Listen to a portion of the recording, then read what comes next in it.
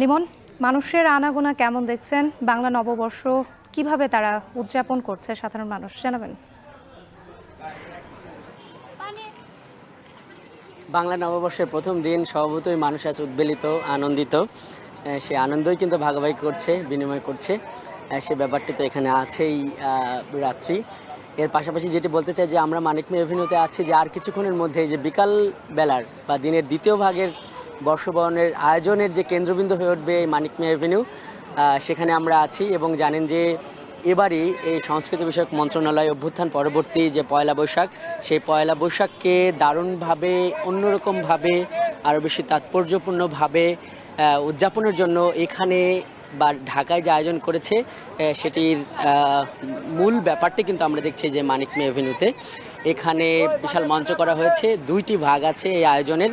একটা হলো কনসার্টের আয়োজন করা হয়েছে একদিকে, এবং এই কনসার্ট পরবর্তী এখানে কিন্তু ড্রোন শো হবে। যে ড্রোন শো এরই মধ্যে মানুষের মধ্যে আলাপ আলোচনা বা গুঞ্জন তুলেছে, মানুষের আগ্রহের কারণ হয়েছে। আমরা দেখছি যে সামগ্রিক প্রস্তুতি কিন্তু এখানে এরই মধ্যে শুরু হয়ে গেছে।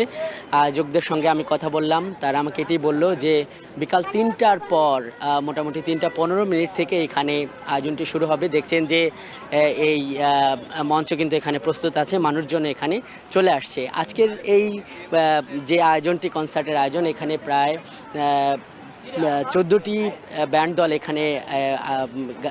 এখানে পারফরমেন্স করবেন। এবং এরপরে যে ড্রোন শোটি আছে সেটি কিন্তু মূল ব্যাপার। সেখানে এই ড্রোনের মাধ্যমে 2600 ড্রোনের মাধ্যমে এই জুলাই আন্দোলনের ইতিহাস, জুলাই আন্দোলনের ত্যাগ, জুলাই আন্দোলনের নারী জাগরণ, এসব কিছু বিষয়ে এরকম 14টি মোটিভ কিন্তু এখানে তুলে ধরা হবে।